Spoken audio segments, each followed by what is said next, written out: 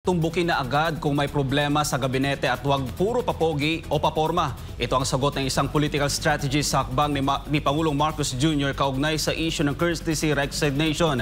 Samantala, Marcos Jr. lame duck na raw ayon naman sa isang ekonomista. Si Virgil Parba sa report.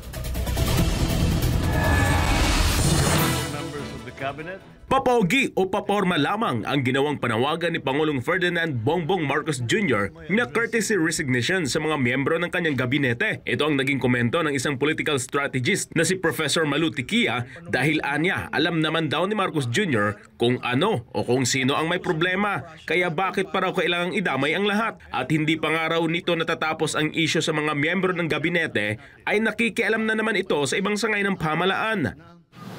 Ay, Adman, papogi yan. Kasi alam mo niya kung sino may problema eh. Bakit kailangan pa lahat magtenda ng courtesy resignation? Tapos, hindi pa siya tapos dun sa isa, nasa GOCC na siya. Medyo mahirap yung GOCC kasi may special mandate yan. May special charter ang mga GOCC.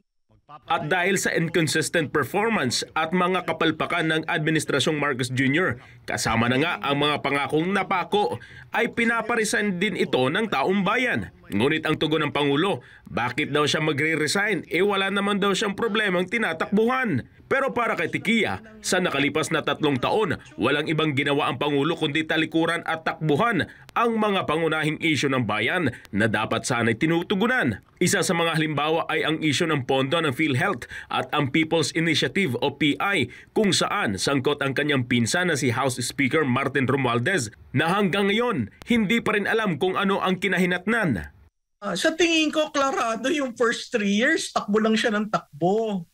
'Di ba?